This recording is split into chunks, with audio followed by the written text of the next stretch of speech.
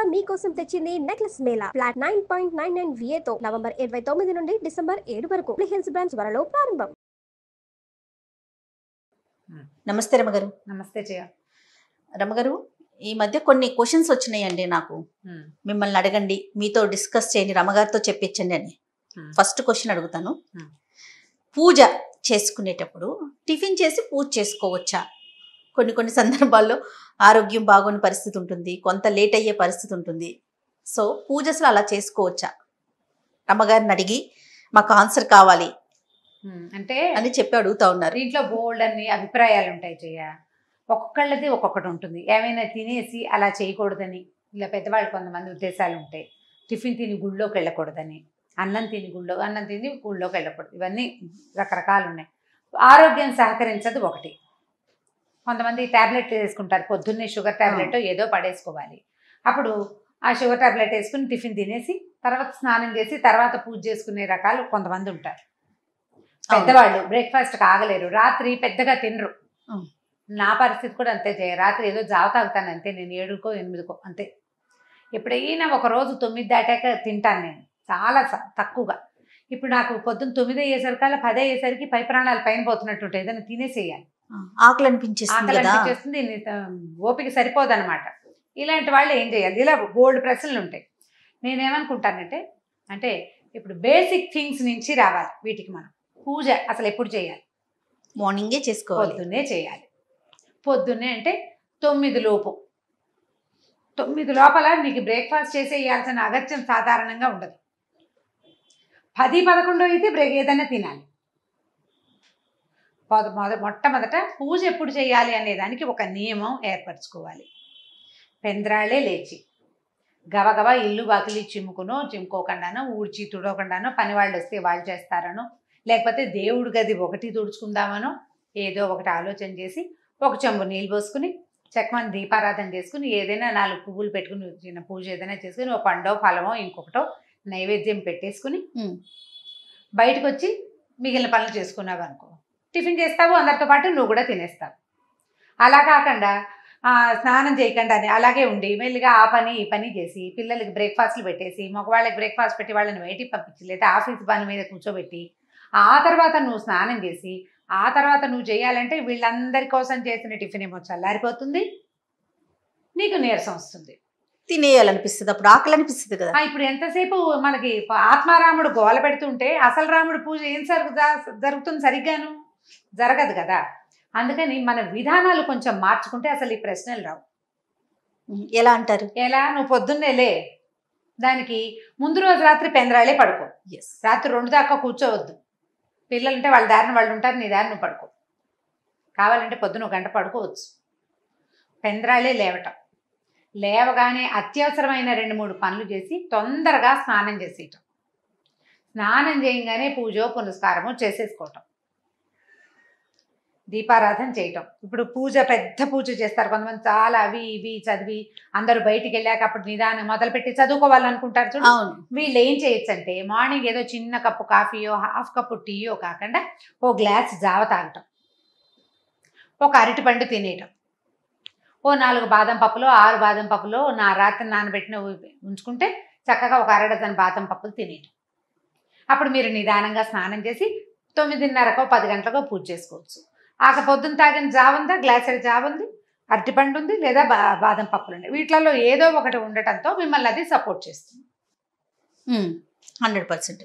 ఈ రాగి మాల్ట్లు జావలు అవి మేము తాగమండి, మా ఇంట్లో అలవాటు లేదంటే మీరంత హెల్తీ హ్యాబిట్స్లో లేరని అర్థం. అంతే, హ్యాబిట్స్ మార్చుకోండి. పొద్దున తప్పకుండా గ్లాసెడ్ జావ తాగాలి.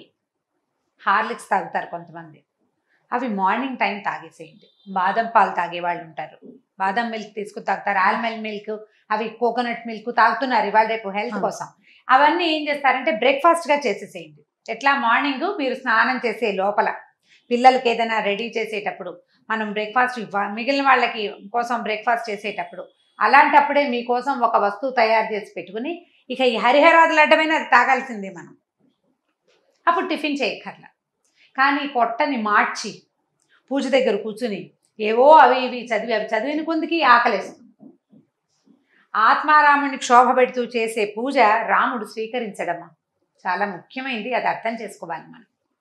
మనకు నియమం కావాలి. టిఫిన్ తినకూడదు. టిఫిన్ నువ్వు పళ్ళలో పెట్టుకుని ఏదైనా పచ్చడి నలుచుకుని నిదానంగా తింటే టిఫిన్.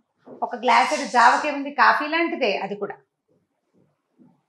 ముందు ఆకలితో కూర్చుంటే రమ్మగారు ఏకాగ్రత ఉండదండి. ఏకాగ్రత ఉండదు. మీరు మనం దృష్టి పెట్టలేకపోతాం. ఒక పదార్థం ఉంటే అది మీకు ఆకలి వేయదు. రెండోది ఏంటంటే చాలా ప్రధానమైంది, శరీరము ధర్మ సాధనాల్లో అత్యంత ముఖ్యమైనది. బతుకుంటే బల్సాకు తినచ్చు అంటామా మనం? అంటాం కదా. సరిగ్గా ఉంటే, హెల్దీగా ఉంటే ఏ పూజ అయినా చేయొచ్చు, ఏదైనా చేయొచ్చు. మనం పగలల్లా శుభ్రంగా తింటే రాత్రికి ఉపవాసం ఉండొచ్చు. శరీరాన్ని కష్టపెడుతూ చేసేటువంటి ఏ భక్తి మార్గమైనా భగవంతుడి ప్రశంసకి నోచుకోదు. ఇది తెలివిగల పని కానే కాదు, అసలు చేయకూడదు ఆ పని. మనం చేయకూడదంటే మన అలవాట్లని కొంచెం మార్చుకోవాలి, మన పద్ధతుల్ని మార్చుకోవాలి. ఆరోగ్యం లేని వాళ్ళు, ఎసిడిటీ ఉండేవాళ్ళు, రాత్రిపూట ఆహారం తక్కువ తీసుకునేవాళ్ళు, మాత్రలు ఏవైనా టాబ్లెట్స్ వేసుకోవాల్సిన వాళ్ళు తప్పకుండా బ్రేక్ఫాస్ట్ చేసేయాలి. అది మనకి 8:30 అనుకోండి, పూజని ఇంకొంచెం ముందుకు జరపండి. ఏవైనా చదువుకోవాలి, చాలా చదువుకోవాలనుకుంటారు మీరు, బోల్డన్ ఉంటాయి. లలితా శాస్త్రం చదవాలి, సహస్రం లేకపోతే విష్ణు సహస్రనామం చదువుకోవాలి, ఆదిత్య హృదయం 5 సార్లు చదవాలి, ఇవన్నీ ఉంటాయి. నా దగ్గర ఇంకొక మెథడ్ ఉంది, అది ఇంకా సింపుల్ మెథడ్. మీరు ముందు స్నానం చేసేసి దీపారాధన చేసేయండి. దీపం పెట్టుకోండి, అగరత్తులు వెలిగించండి, 2 పువ్వులు పెట్టండి, 2 పళ్ళు నైవేద్యం పెట్టుకోండి. 5 నిమిషాల్లో అయిపోతుంది. లేచి యువతలకు వచ్చి టిఫిన్ పని చేసి టిఫిన్ తినేసేయండి. టిఫిన్ అయిపోయాక మీరేం చదువుకోదలుచుకున్నారో అది చక్కగా కూర్చొని చదువుకోండి. ఈజీ కదా? ఈజీనే, కానీ తినేసి చదువుకోవచ్చు అంటారు. ఎందుకు చదువుకోకూడదు? నీకు ప్రధానమైనది ఏమిటి? దేవతకి అర్చన. అది నువ్వు చేసేసావు భక్తి శ్రద్ధలతో నువ్వు అర్చన చేసేసావు. ముందే నువ్వు పువ్వులు పెట్టావు, దీపారాధన చేసావు, అగరవత్తులు చూపించావు, పండు ఫలము పాలు కాచిన వేడి పాలు ఏవో నైవేద్యం పెట్టేసావు. పెట్టిన తర్వాత చదువుకోండి. పొట్ట స్థిమితంగా ఉంటుంది, పనులు అయిపోతాయి, మళ్ళీ లేచి అటు ఇటు వెళ్ళక్కర్లేదు, ఆకలి మీదకి ప్రాణం పిలవదు.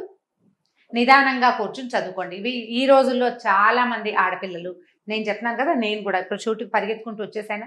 నేను వెహికల్లోకి ఎక్కాక అప్పుడు మెల్లిగా రామరక్షా స్తోత్రం చదువుకున్నాను. బ్రేక్ఫాస్ట్ చేసేసాను.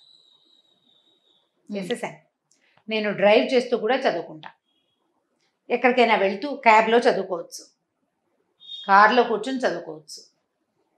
ఈ చదువు పూజ 2 ఒకేసారి చేయాలన్న ఆలోచన చేయక్కర్లా. మీరు అలా అనుకున్నప్పుడు మన పద్ధతులు విధానాలు మార్చుకోవడం, ఉదయాన్నే లేచి చేసేసుకోవాలి. అలా కుదరని పక్షంలో మీరు ఇలా చెయ్యండి. స్నానం చేసే ముందు ఒక 8-10 నిమిషాలు ఇస్తే చాలా, అంతకంటే టైం ఇవ్వక్కర్లా దేవుడి దగ్గర. ఈ 4 పనులు చేయటం: దీపం పెట్టుకోవటం, దీప ధూప నైవేద్యాలు 3, పువ్వులు, నమస్కారం చేసుకోవటం, లేచి యువతలకు అక్కడ దేవుడి దగ్గర చదవలసిన తొలి శ్లోకాలు కొన్ని ఉంటాయి. ఇవి అలా కాదు, మేము సంకల్పం చెప్పుకుని పూజ చేసుకునే వాళ్ళు కొంతమంది ఉంటారు. అవునండి. రోజు సంకల్పం చెప్పుకుని నిత్య పూజ షోడశోపచారాలు చేసే అలవాటు ఉన్నవాళ్ళు మీరంతా చక్కగా జావ తాగేసి ఈ పని చేయండి. ఏదో ఒకటి తాగేసేయండి, ఆత్మారావుని శాంతిపరచాలంటారు. ఇంత కాకుండా బాగా ఆ మాత్రం తీసుకోండి. పెద్ద గ్లాస్ తీసుకోండి. ఒక అరటి పండు తినండి. పండుకి ఏ దోషము ఉండదు, ఏమి ఇబ్బంది, శుభ్రంగా తినేసేయచ్చు. బాదం పప్పులు నానబెట్టుకోండి. ఇప్పుడున్న సిచ్యువేషన్లో కూడా బాదాములు, తర్వాత ఏమో వాల్నట్స్ చాలా మంచివట. ఈ 2 నట్స్ చాలా మంచివి. బాదాములు రాత్రి నానబెట్టుకోండి, పిల్లలకి పెడుతుంటారు చాలామంది, పెద్దవాళ్ళకి పెడతారు. ఒక 6 పప్పులు తినేయండి. దానికి ఏం అనుపానాలు అక్కడ తోలేసుకోవడం, నోట్లో వేసుకోవటమే. 1-2 వాల్నట్స్, ఒక వాల్నట్ తీసుకోండి, అది మీకు ఆపుతుంది. మంచినీళ్ళు తాగండి, ఒక 1/2 గ్లాస్. ఇది ఈజీ మెథడ్. ఇలా కనుక మీరు చేసుకోగలిగితే దీని మీద ఇంకా ప్రశ్నలే అక్కర్లేదు. అంతే. లేని పక్షంలో మనం ముందే అనుకున్నట్లుగా ఉదయాన్నే లేవండి, చక్కగా మొత్తం గబగబా చేసేసుకోండి. చాలా ఎర్లీగా లేచి పూజ చేసేసుకుంటే సరిపోతుంది. అప్పుడు ఆకలి అనే సమస్య లేదు, ఉండదు. అంతే కదా? అంతే. రైట్ అండి. థ్యాంక్ యూ అండి. నమస్తే. నమస్తే జయ.